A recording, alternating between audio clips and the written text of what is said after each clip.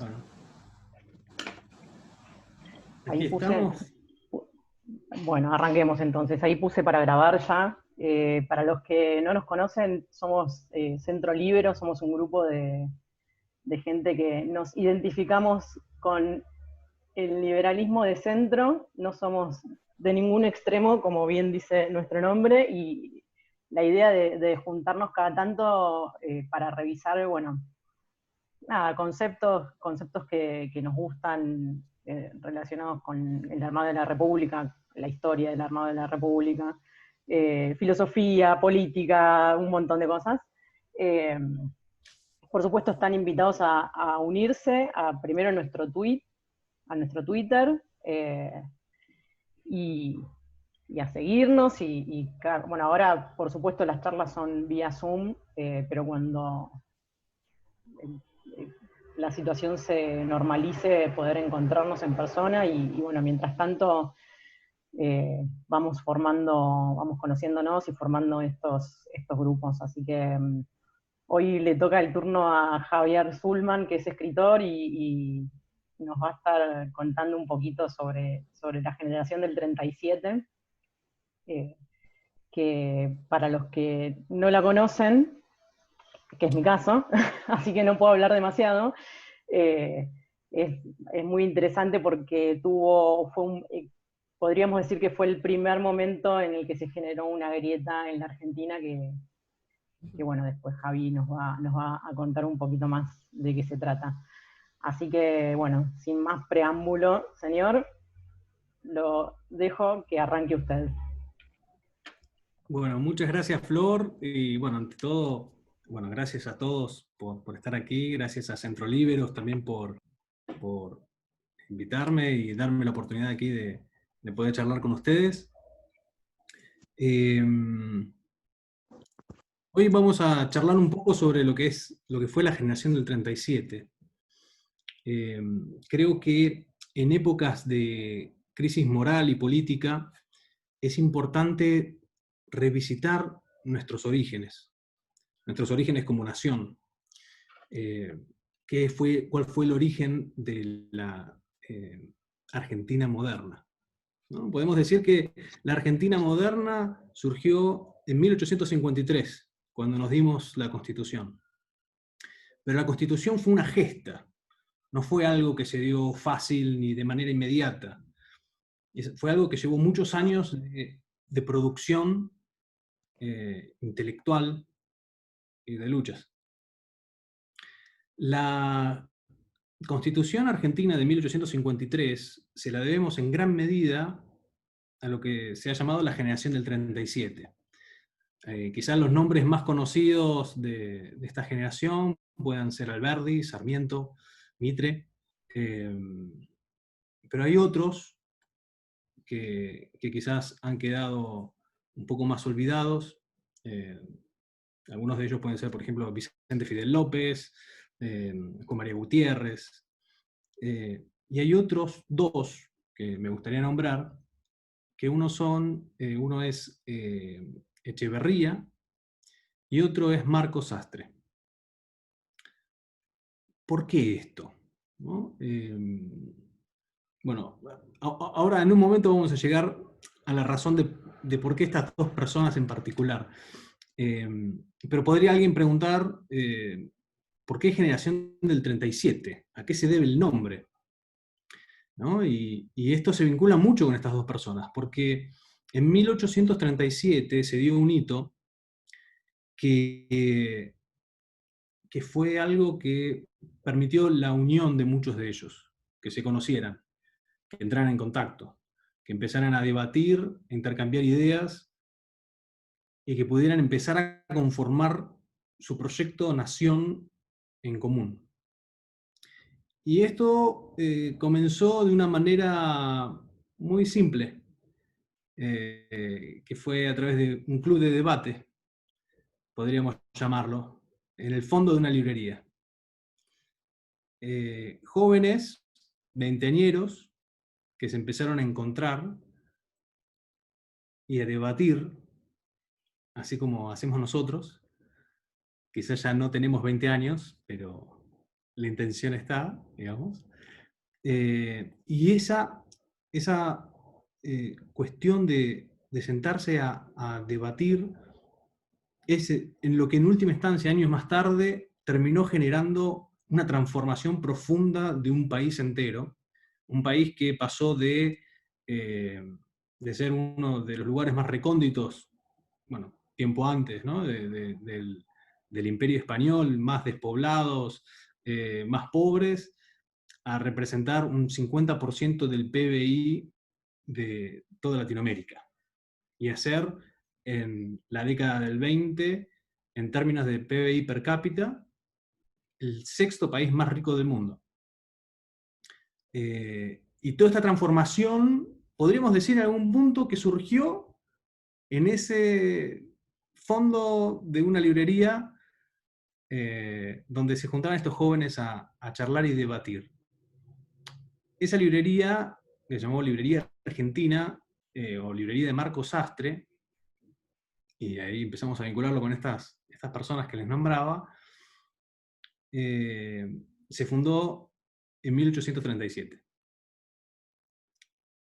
En ese momento, en ese año también se dieron otras circunstancias que, en fin, se publicaron dos libros importantes, uno de Alberdi, otro de Echeverría, que marcaron también un poco una época, pero fueron presentados allí dentro. Ahora vamos a llegar a, a- a charlar un poco más de este punto de origen.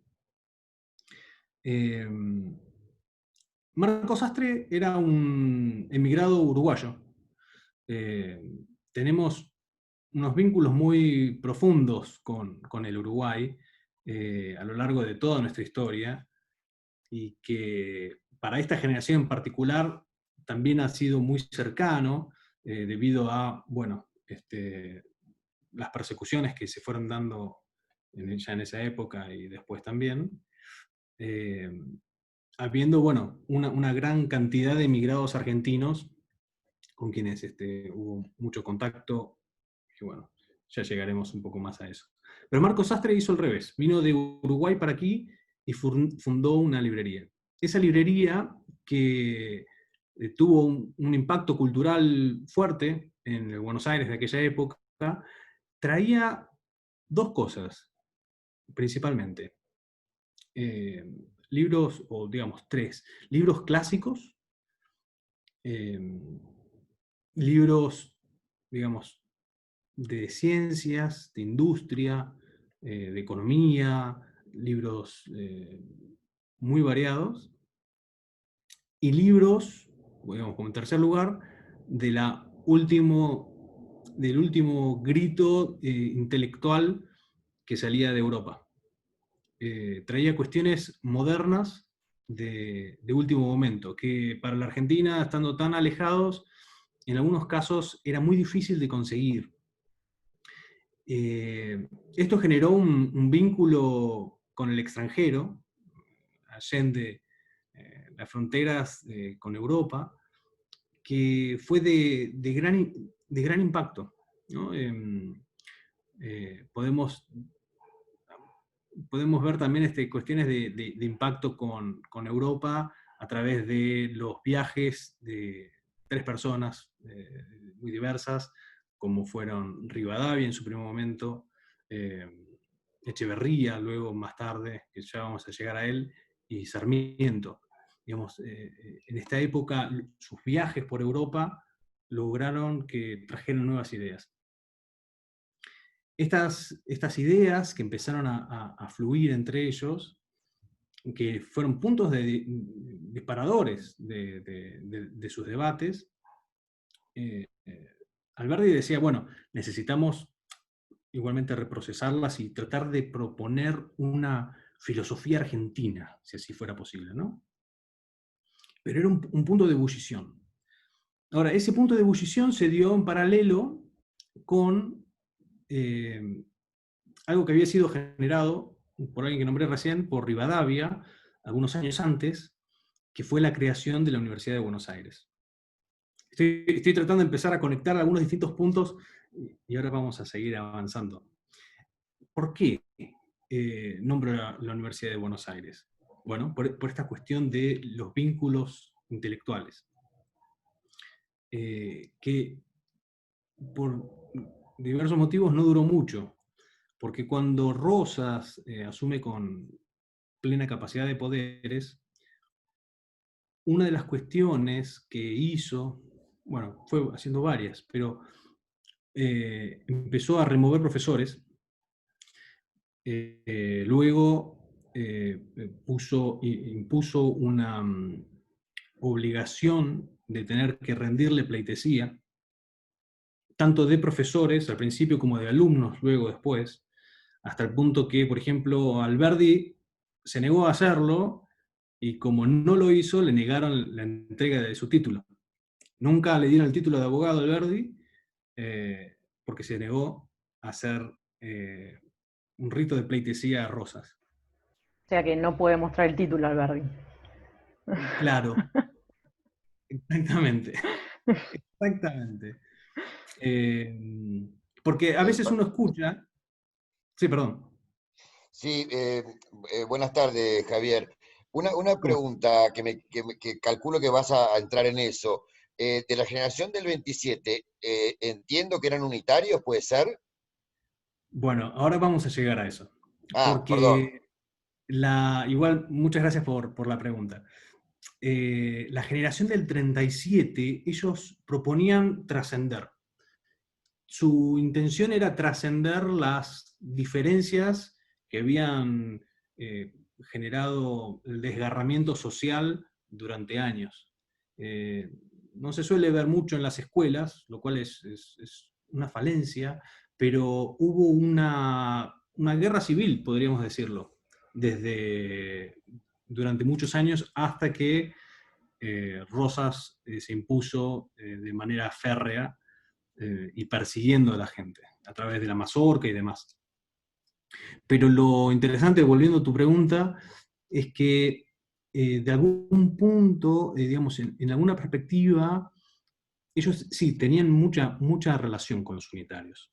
Los unitarios, en tanto, por un lado, porque eran opositores, eh, por otro lado, porque parte del vulgo por cómo los veía vestidos, por sus formas de hablar, por los libros que frecuentaban, por sus debates, los percibía en sus formas de ser muy similares a los unitarios. Entonces los identificaba en forma inmediata con los unitarios. Ahora bien, los unitarios, que gran parte de ellos para esta época ya habían emigrado, desde afuera miraban a estos jóvenes, ya unos años un poco más adelante, ahora recién estaban comenzando, pero cuando los miraban decían, eh, son, son muy dulces, son muy suaves,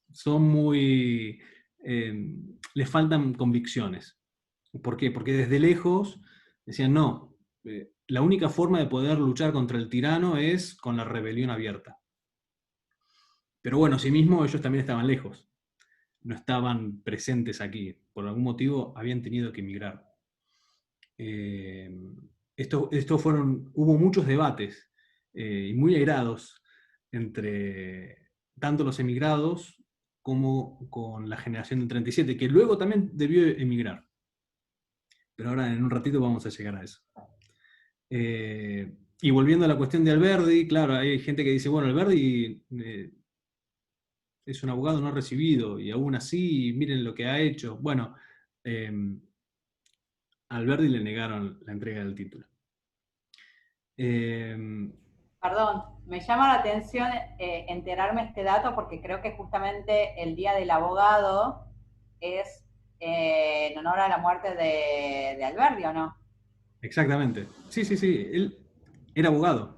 Pero bueno, al menos en la época de Rosas, después habría que ver si un poco más adelante no intentaron resarcir eh, esa, digamos, cuestión terrible. Eh, si realmente pudieron darle alguna otra cosa. Igualmente, en esas épocas, que es muy distintas a las nuestras, se podía ejercer sin tener los títulos en el formato en el que nosotros estamos acostumbrados. Muchos de Javier, ellos, sí. ¿te puedo? Hola, antes que nada, me perdí 2 minutos de No, tu charla, pero acá estoy. Te pido disculpas por eso. Mira, yo tengo entendido que Alberdi finalmente en un momento obtiene un título en leyes, pero en Chile, unos años después. Y efectivamente todo lo que contás es cierto. Nada, un datito de color nada más. Perdón con la interrupción. no, perfecto, muchas gracias, Gon. Viene perfecto. No hay por qué. Pero bueno, lo que estaba tratando de hacer era pintar un poco la situación de persecución, de intentar generar un ámbito de pensamiento único, sobre el cual nada podía escaparse desde la perspectiva del gobierno. Tal es así que también cerraron la mayor parte de los diarios y en un determinado momento quedaron solamente 3. Luego empezaron a proliferar algunos otros, pero que eran pura y exclusivamente vinculados con el gobierno. Bueno, esto lo iba a contar un poquito más adelante, pero teniendo en cuenta el tema de los diarios, nuestro grupo de chicos intentó primero formar un diario, que le intentaron hacerlo a través de una pequeña vuelta para estar más protegidos, que era que uno de ellos era hijo de uno de los principales funcionarios rosistas. Entonces, lo pusieron a él como el frente del diario, aunque en realidad el editor iba a ser Alberdi. Pero aún así, aún a pesar de eso, el gobierno creyó que cuestiones de literatura y demás era lo suficientemente peligroso como para que no tuviera que ser, digamos, fácilmente aceptado. Ese diario no funcionó. Tiempo más tarde, a Alberdi se le ocurrió formar un diario que se llamó La Moda, que era algo muy simple, muy básico, que era para hablar de modas de Francia, de España, de la Argentina, como una manera, una pantomima para escapar a la persecución rosista. Eso funcionó. Luego de 1 o 2 ediciones comenzaron de a poco a hablar de otros temas. Pero aún así no duró demasiado. Fueron solo unos meses y tuvieron que cerrar. Pero entonces, retomando todo esto, por eso quería decir por qué era importante, por qué fueron importantes estos debates que se dieron en el fondo de una librería. La UBA, la Universidad de Buenos Aires, casi que fue cerrada. Y olvidaba una cosa. Llegó un momento en el cual Rosas negó todo presupuesto de la Universidad de Buenos Aires. Es decir, los profesores debían ir a pedirle a los alumnos y a los padres de los alumnos si podían darle alguna cuota para poder mantenerse.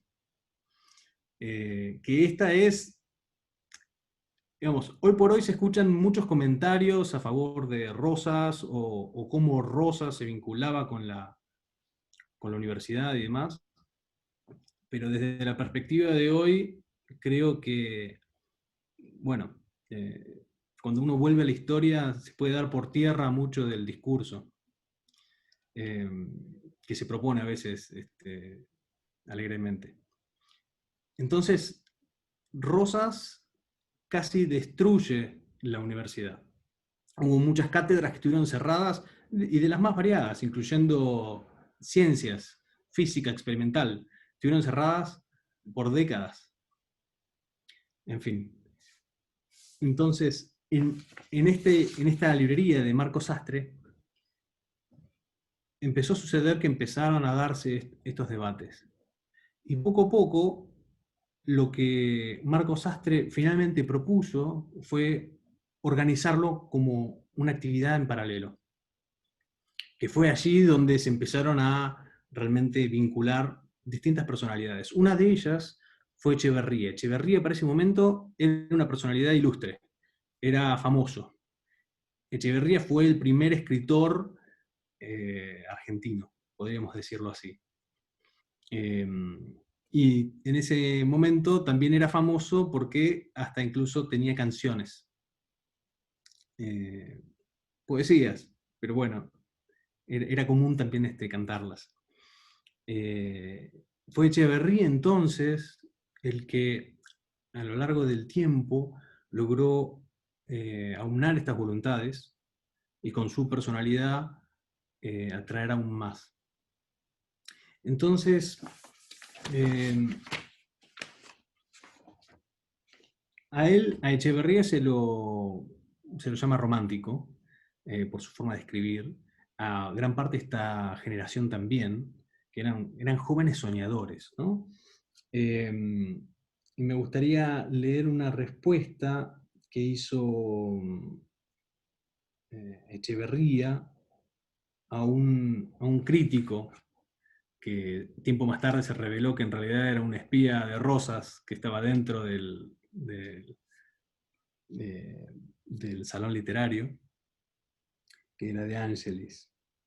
Entonces, él dice, para ellos lo romántico, dicho con una intención peyorativa, era exageración o extravagancia, intentando, afectando ocultar su sentido de emancipación de formas vetustas, de espontánea originalidad y de fecunda transformación de la literatura y el arte.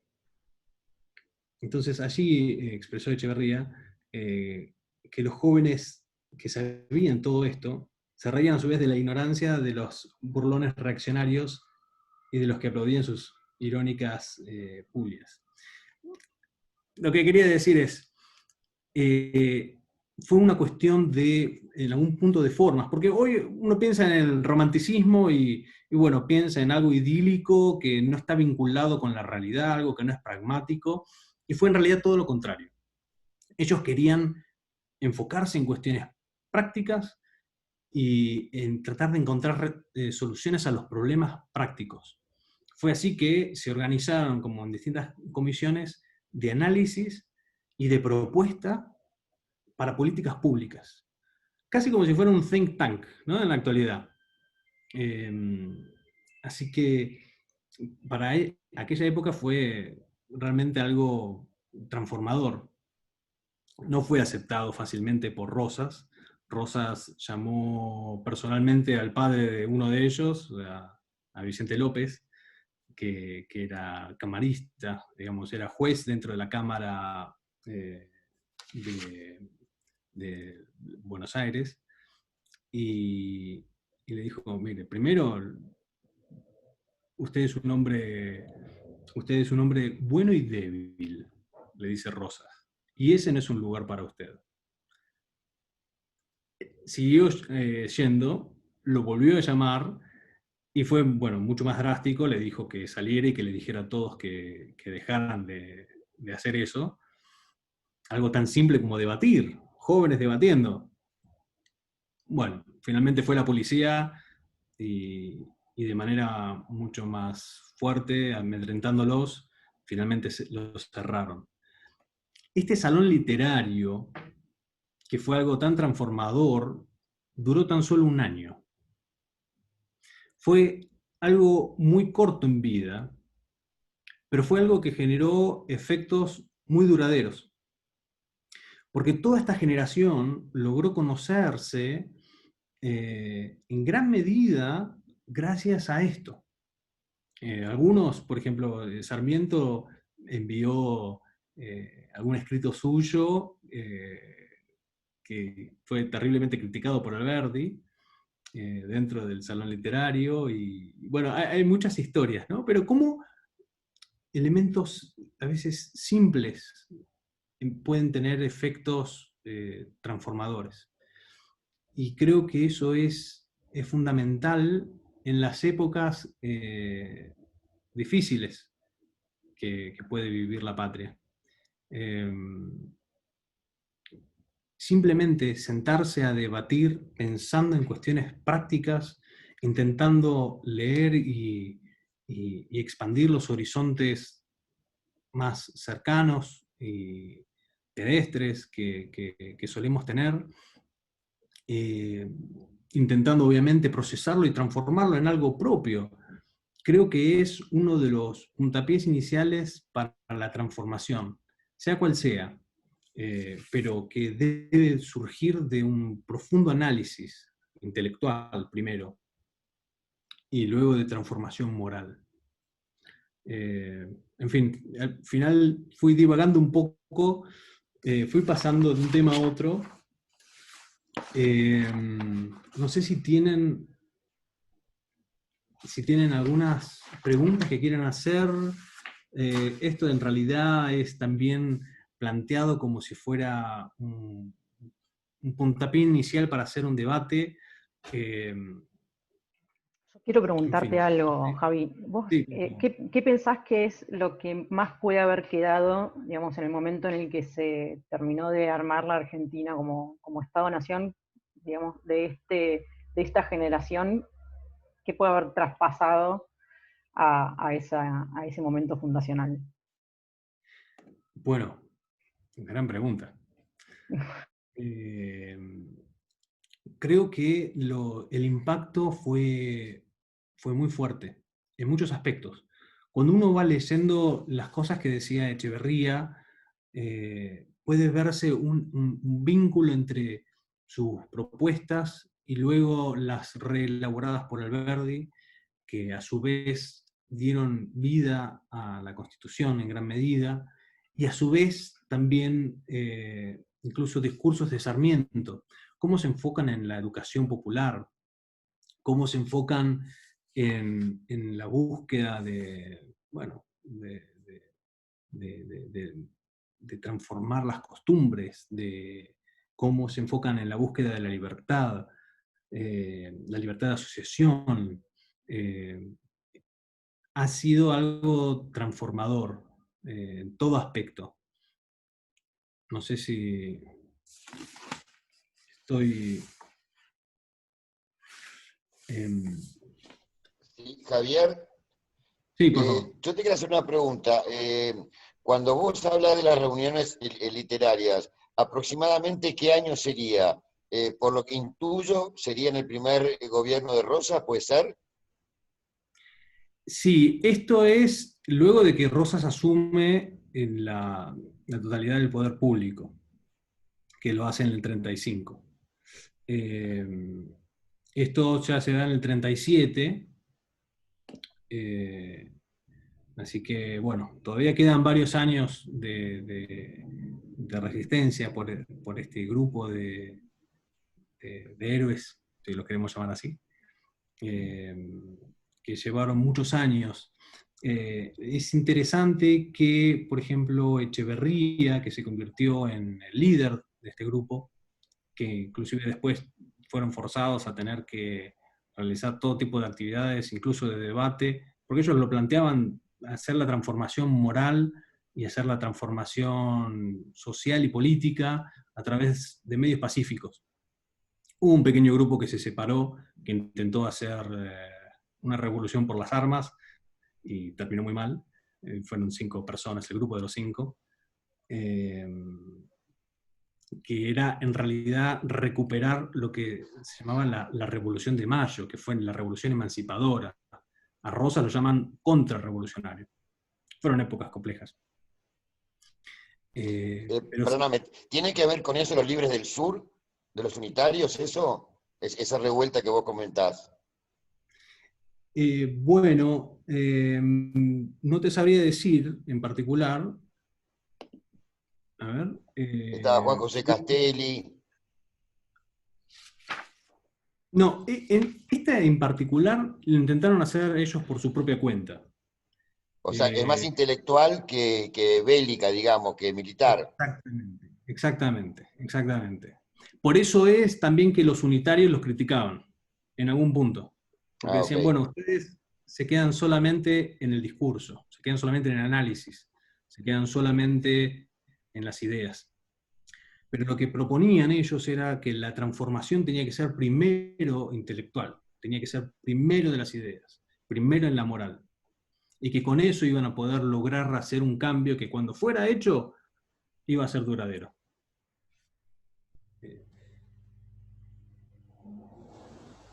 Y Javier, respecto a todas estas discusiones e incluso comisiones que vos decís que se armaban, ¿quedaron cosas escritas o fue más una cuestión de sembrar semillas en cuanto a ideas para que después se desarrollaran en otro momento? Sí, muy buena pregunta. Es muy interesante porque en las primeras reuniones del Salón Literario las publicaban en los diarios. Luego de algunas reuniones, incluso publicaban los discursos y demás. Luego algunas reuniones tuvieron que dejar de hacerlo. Tiempo después, cuando se organizaron de forma formal en comisiones para hacer estos análisis, eso ya empezaron a hacerlo internamente. Que las comisiones eran de lo más variadas, porque se replanteaban conceptos básicos de, bueno, qué es la libertad, ¿no? Qué es la soberanía popular y cuáles son sus límites, qué es la democracia republicana y cómo se implementa, hasta cuestiones de finanzas, si debía haber o cómo debería funcionar el papel moneda, la deuda del Estado, la policía, el ejército.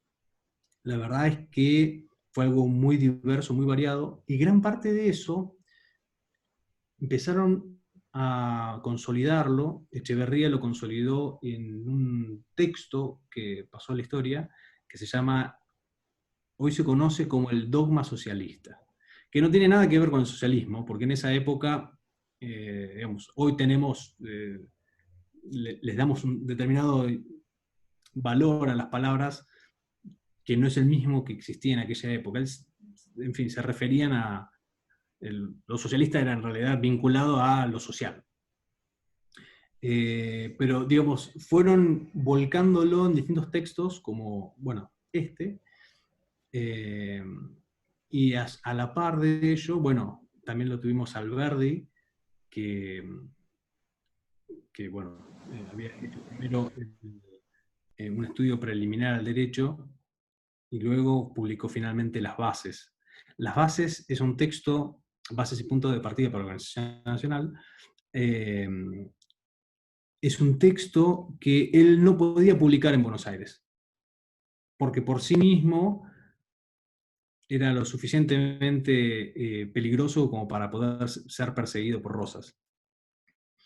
Pero fue el puntapié inicial para lo que fue luego la Constitución Argentina.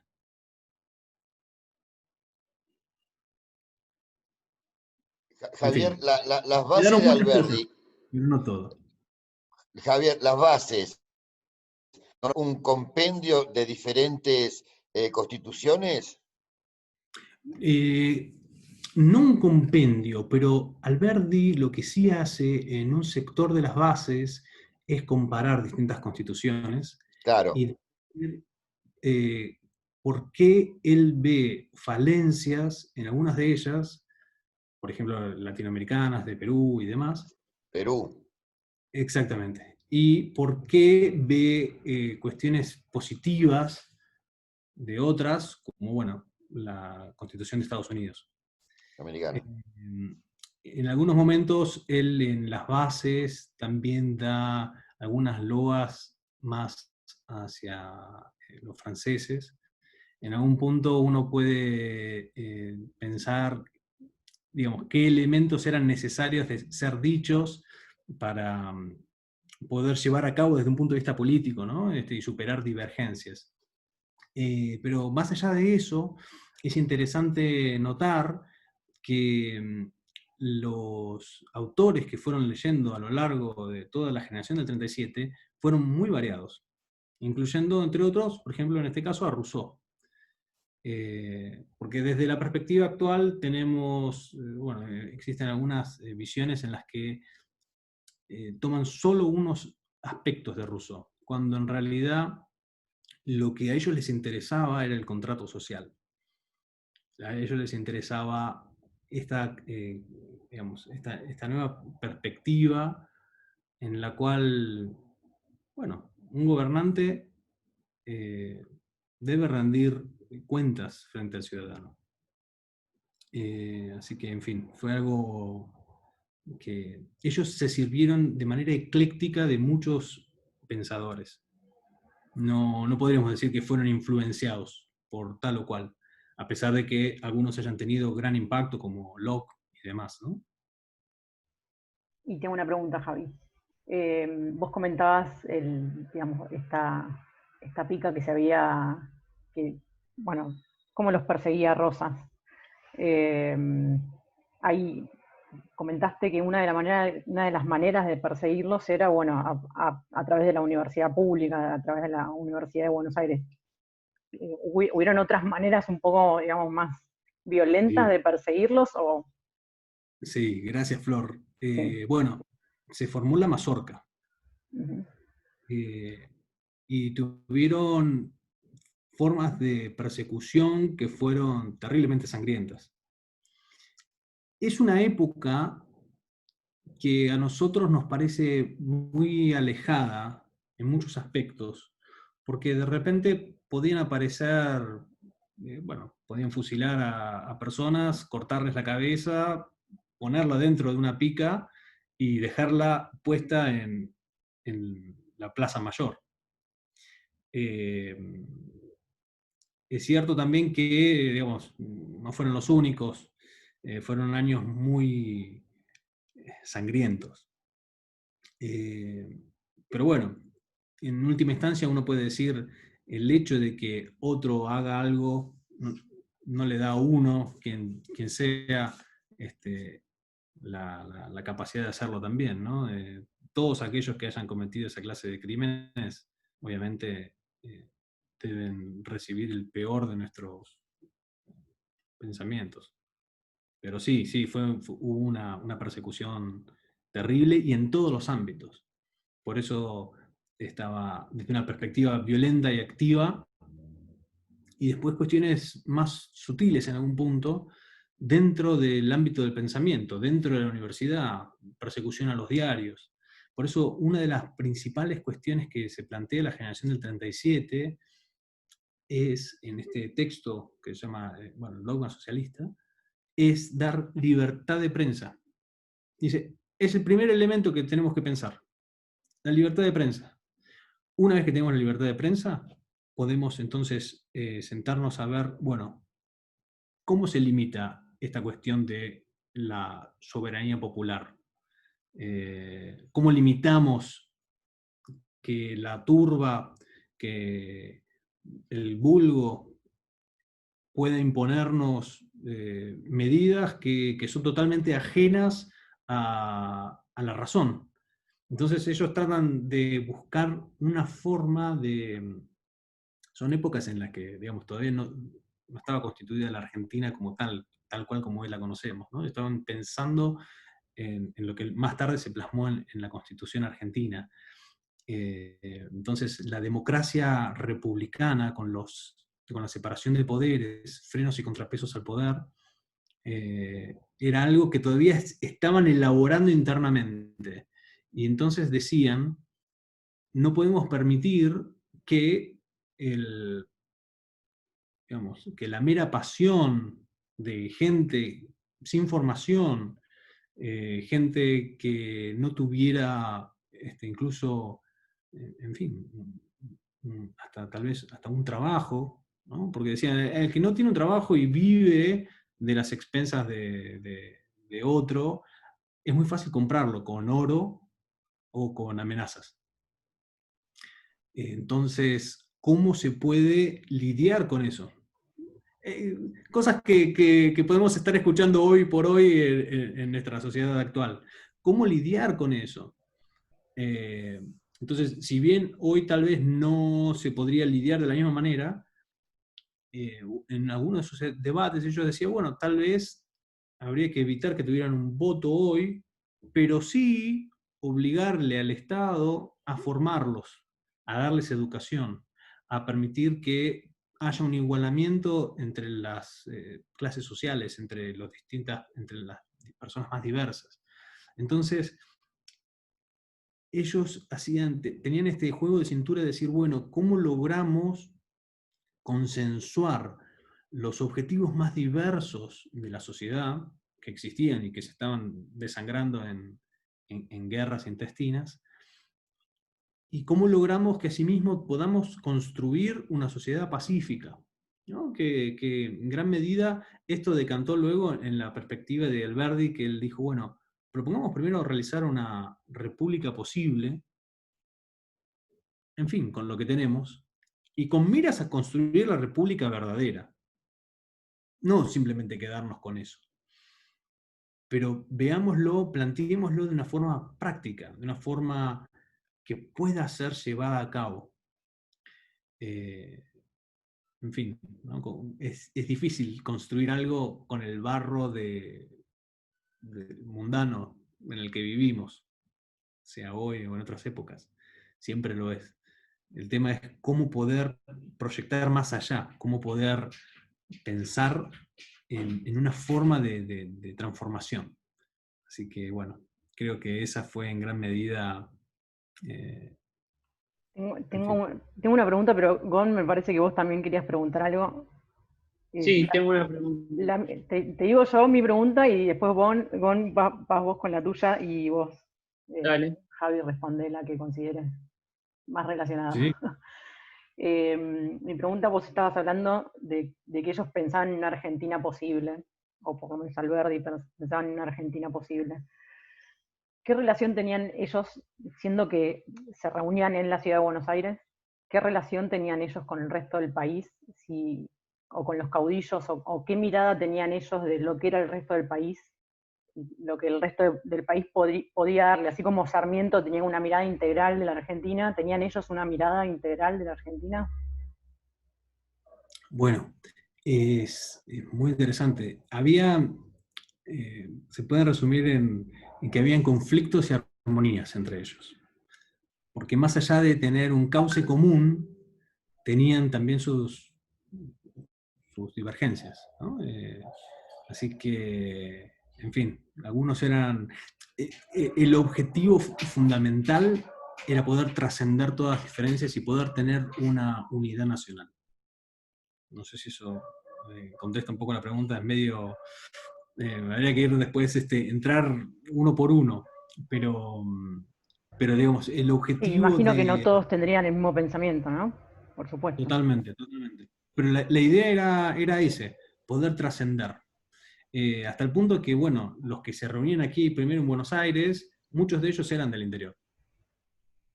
Eso estaba por decir, que justamente que Alberdi era tucumano, más allá que estuviera en no sé qué otras ciertas provincias, pero... Exactamente, Alberdi siendo tucumano, después tenías a un tal Quiroga Rosas, que no tenían nada que ver ni con Quiroga ni con Rosas, que era santiaguino y quien lo trajo, fue quien lo acercó a Sarmiento. Han habido de todas las provincias.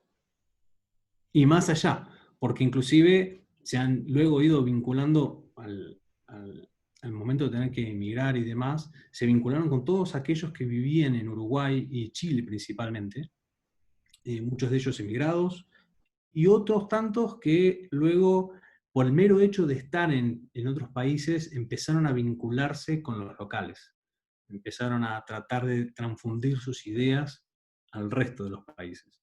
Así que fue expandiéndose.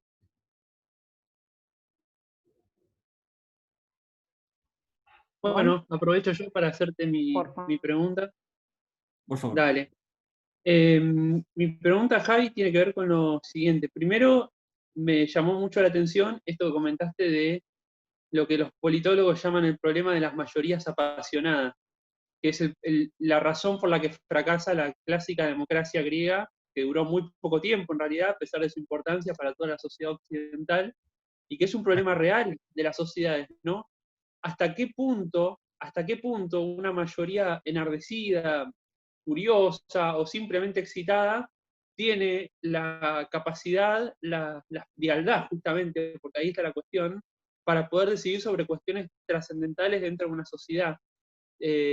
No sé si es a eso a lo que te estabas refiriendo, si lo entendí bien, si venía por ahí la cuestión de, bueno, hasta qué punto, ya que venían de una sociedad donde, digamos, más bien con concentración de poder, con las figuras siempre del virrey. Rosas que había restaurado un poco la figura del virrey, porque él mismo era en sí una persona que concentraba todo el poder, como otro era el virrey.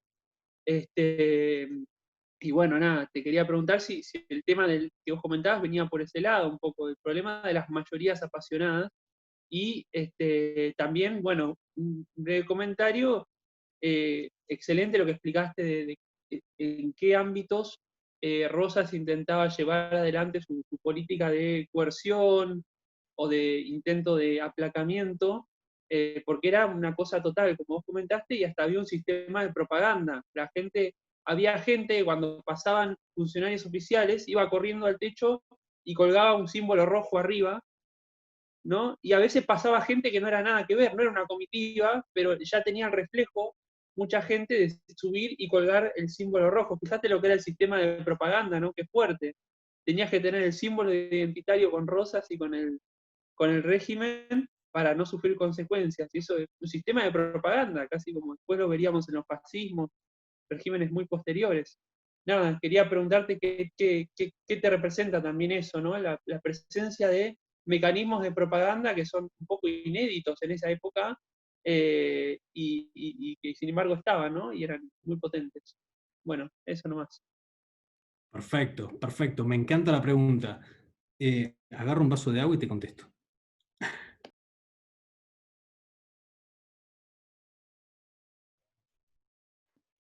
Bueno, los que quieran aprovechar también para... Acá Ahí estamos. volvió, qué rápido, Para... fue rápido, fue rápido. Ya volvió. Igual, Gon, No. si querés aprovechar. Iba a aprovechar porque capaz al final se van todos para mandar el chivo. Quería pedir que por favor los que puedan, los que tengan ganas, nos sigan en Twitter, @centroliberos, lo escriban como lo escriban, va a saltar, es el simbolito dorado, y también en el canal de YouTube, Centro Liberos, donde vamos a subir esta charla, y está la primera charla del ciclo que fue sobre Sarmiento. Nada, eso nomás. @centroliberos, retweets, likes, todo sirve, y en YouTube, Centro Liberos también, le dan a la campanita, le dan like, esperan el video o miran el anterior, todo sirve. Muchas gracias. Eso nomás. Muy recomendable la charla que fue dada por Gonzalo Alarcón. Muy recomendable. Y ahora volviendo así a la pregunta, que me parece que es algo fundamental, porque es uno de los grandes temas que fue uno de los temas centrales con el que intentó lidiar la Constitución Argentina de 1853. Porque cuando Rosas, digamos, uno de los problemas fundamentales fue que Rosas tomó la suma del poder público. Y la suma del poder público le fue dada a través del Congreso.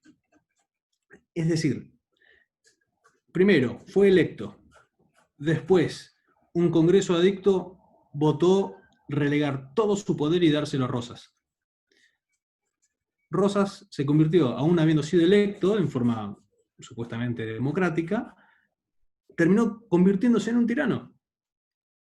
Entonces, la cuestión era, ¿cómo podemos lidiar con un pueblo que, al desconocer cómo son las formas de interacción democrática, las formas de interactuar con su gobierno, las formas de debatir, las formas de pensar, ¿cómo podemos hacer que ese pueblo actúe y vote realmente de manera democrática? No votar para después darle todo el poder a un tirano. Y fue una forma muy, digamos, fue justamente uno de los graves problemas que se planteaban. ¿Cómo podemos hacerlo? ¿Cómo podemos implementarlo? Uno de estos textos de los cuales se nutrieron fue el Federalista.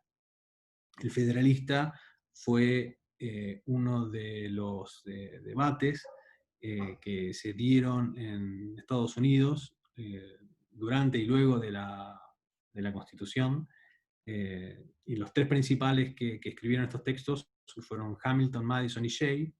Se planteaban estas mismas preguntas, tiempo antes. Se planteaban estas mismas preguntas.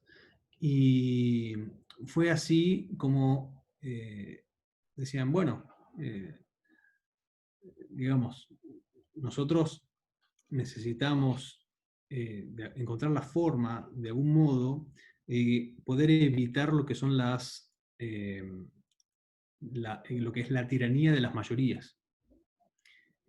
Porque estamos en contra de todo tipo de tiranías. No importa si es ejercida por uno, si es ejercida por varios, por muchos, no importa si es uno que dice tener el poder y la representación de otros muchos, digamos, no importa cómo sea. Lo que importa es poder restringir la arbitrariedad, poder restringir la capacidad caprichosa de ejercer injusticia. Y todo esto se fue volcando luego en lo que fue la Constitución de 1853, en gran medida gracias al pensamiento de Alberdi. Así que sí, tiene que ver fundamentalmente con esta pregunta genial que estás haciendo. Dale.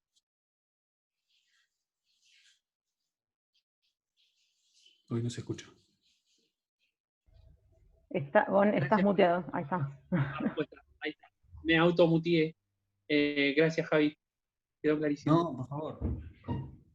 Y a ver, solamente para darle un cierre a eso, una cuestión fundamental que es cómo se estructuran los mecanismos republicanos.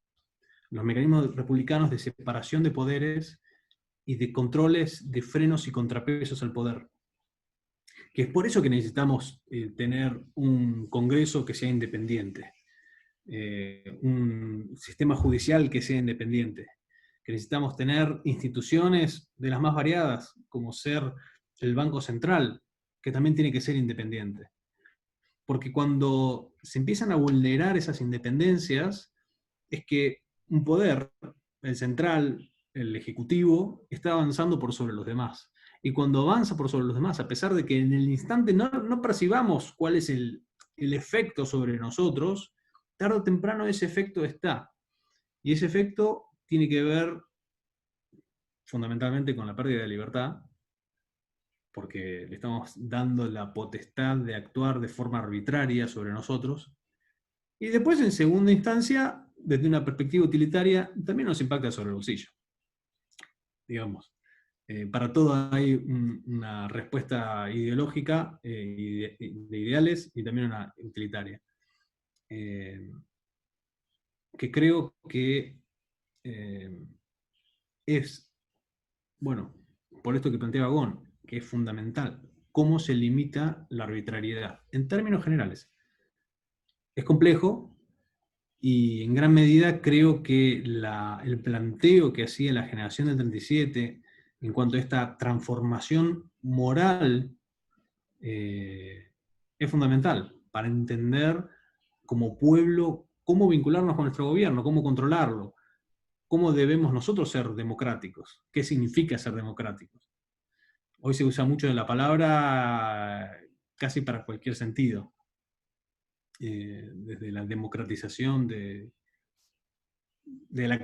refiriéndose casi al acceso de un producto o servicio, cuando en realidad democracia por detrás es una palabra, es un concepto mucho más complejo y rico, que es la democracia constitucional, la democracia republicana.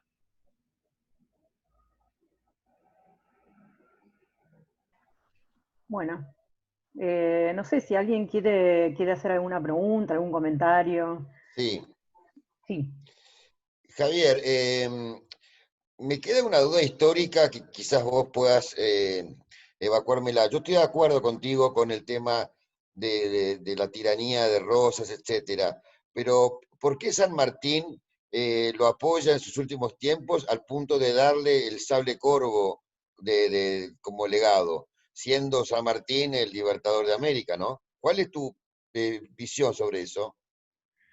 Bueno, es un elemento para investigar, pero es muy interesante, porque San Martín fue alguien que dijo en su momento, que se negaba a levantar su sable en contra de un hermano.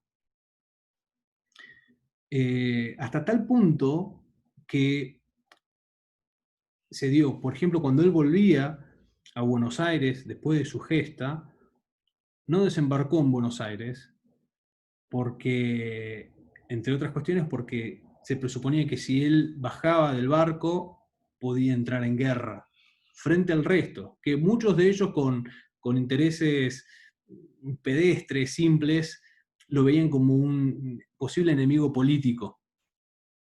Él lo mismo hizo en el Perú. Luego de haber sido el protector de Perú, podría haberse quedado con todo el poder, pero aún así dijo, no es mi interés. Yo lo único que hice, yo ya cumplí mi objetivo, quiero que el Perú sea libre y continúe con su camino. Y podríamos incluso hasta decir que algo similar pasó en la conferencia junto con Bolívar, que en algún punto, digamos, ha trascendido como algo secreto, pero cuando uno intenta analizar qué sucedió allí, digamos, la gesta de la libertad del continente español, americano, se dio como un esfuerzo mancomunado por distintos actores a lo largo y ancho de todo el continente. Cuando finalmente los dos principales ejércitos liberadores se juntan, San Martín, que era uno de ellos, le cede todo su ejército a Bolívar y se va de la contienda. Sarmiento, años más tarde, cuando reevalúa todo esto, dice que habiéndose encontrado tanto con Bolívar como con San Martín, cree en San Martín desde su forma de ser, abierta, sincera, humilde, que bueno, que eso lo hizo por lo mejor, ¿no? Porque era posible que hubieran choques de objetivos políticos, ¿no? Que Bolívar tenía objetivos políticos mucho más claros y deliberados. Entonces, San Martín fue muy claro en discurso y en acción. No voy a levantar el sable frente a un hermano. Entonces, claro, está perfecta la pregunta que vos decís. Teniendo eso de un lado, ¿cómo es que se lo da a Rosas? Bueno, no queda del todo claro en qué situación se lo da a Rosas, o si se lo da a la Argentina, o cuánto él realmente conocía en ese momento sobre la situación, lo que estaba sucediendo internamente, porque recordemos que San Martín vivía en el extranjero, estaba muy alejado de la Argentina. Así que, en fin, no tengo una respuesta clara frente a eso. Dime, Gon. Hay un momento cuando Sarmiento hace sus viajes para escribir viajes después del libro, donde visita a San Martín, y lo que a mí me quedó de la lectura de Sarmiento sobre justamente San Martín, cuando Sarmiento lo visita, habla de Rosas y habla en términos casi heroicos de Rosas, ¿no?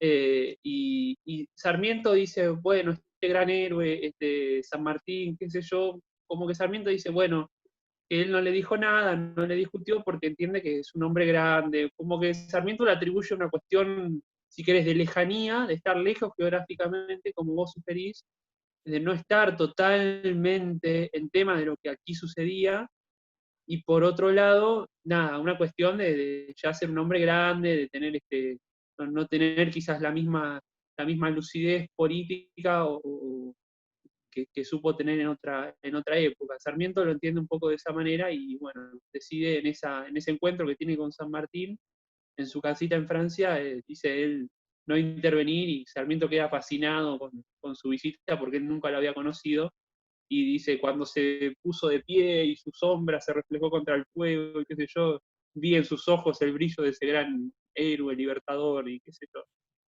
gran admirador de San Martín Sarmiento. Así que bueno, nada, un pequeño aporte Sarmiento le atribuye una cuestión de vejez y de lejanía, sobre todo.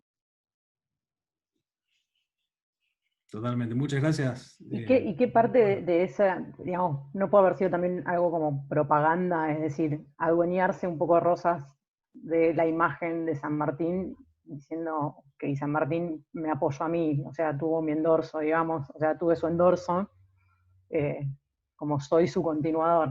¿No puede haber sido también un poco un uso de esa imagen la que Bueno, hizo Rosas? Rosas tenía muy en claro el uso de la propaganda.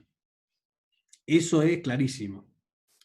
Como bien también lo mencionaba Gon hace un rato, todo tenía que ser propagandístico y ensalzarse como el gran héroe salvador. Hasta el punto, vos fijate que Echeverría, que lo mencionábamos antes, él le hace una crítica a Rosas, entre tantas otras cosas, critica a Rosas en lo que es el punto máximo de quienes los defienden. Quienes defienden a Rosas dicen, bueno, fíjense cómo él, y voy simplemente a copiar el discurso que dicen algunos, fíjense cómo él se paró frente a las potencias extranjeras y triunfó. Porque supuestamente ese es el gran logro de Rosas, que era una supuesta libertad exterior, entonces que al tener una supuesta libertad exterior se le concedía la potestad de, bueno, limitar la libertad interior, ¿no? Tomado, digamos, así con pinzas. Echeverría dice, ojo, dos cosas. Primero, la crisis con Francia fue causada por Rosas, por los actos que Rosas tomó frente a ciudadanos franceses en un primer momento. Francia vino a defenderlos. Y hasta el punto que finalmente tuvimos que terminar aceptando las condiciones que vinieron a imponernos.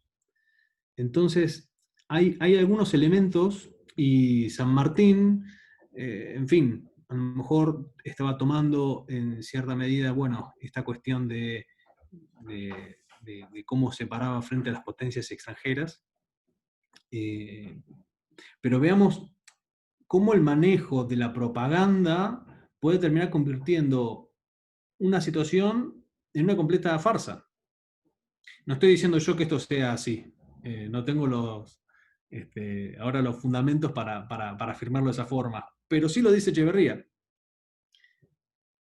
Entonces, en fin, es algo complejo y deliberadamente, decididamente fue algo deliberado que hizo Rosas de construirlo como su propia arma de propaganda, esta y tantas otras.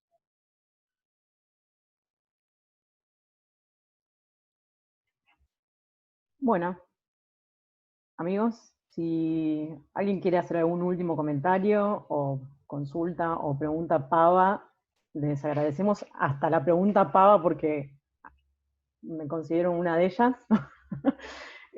Así que si alguien quiere aprovechar el momento y sobre todo aprovecharlo a Javi, que está súper buena onda contestando todas nuestras preguntas, sería el momento. Y si no, hacemos un cierre, Javi, si querés, y ya damos por terminada la charla de hoy. ¿Dale? Bueno, como Dale, no, tuyo. les agradezco a todos, a vos, Flor, a Gon, y todos ustedes que han estado aquí presentes, los que han hecho preguntas, los que han escuchado.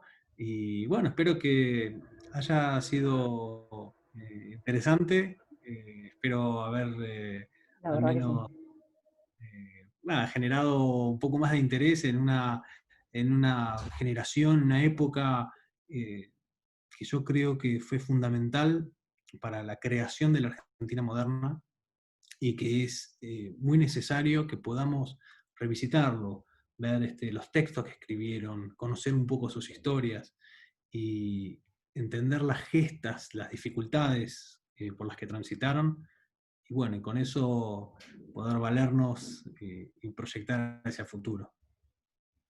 Muy bien. Bueno, Muchas gracias, de Javier. nuevo, gracias a vos, gracias a todos por haber participado. Ahí hay varios aplausos. Va mi aplauso también desde este lado. Y bueno, como dijo Gon, los que quieran seguirnos en Twitter, ahí estamos. La idea es poder seguir haciendo charlas, los que quieran colaborar y juntarse. Tenemos un grupo de WhatsApp, los que quieran participar más activamente, para eso estamos. Nos avisan ahí al Twitter. Así que bueno, gracias de nuevo y nos vemos la próxima. Buen fin de. Gracias. Perdón, Gon, ¿vos querías decir algo? No, repetir el Twitter, @centroliberos, y en YouTube también, Centroliberos, el del logo dorado. Esos somos nosotros. Y bueno, nada, también mandar un abrazo y decir que estoy muy contento de que hayamos podido realizar esta charla con Javi, la segunda charla de este grupito liberal, recién formado, que muestra una alternativa para todos aquellos que están buscando un espacio liberal, de filosofía, de pensamiento, de discusión política, y bueno, y hasta ahora no lo encontraron. Esperamos empezar a hacer una buena alternativa para todas esas personas. Así que bueno, nada más, eso un poquito. Y gracias Javi, y gracias Flor, y gracias a todos los que vinieron. Así es. Adiós. Gracias. Chau. Chao. Gracias. Saludos. Adiós.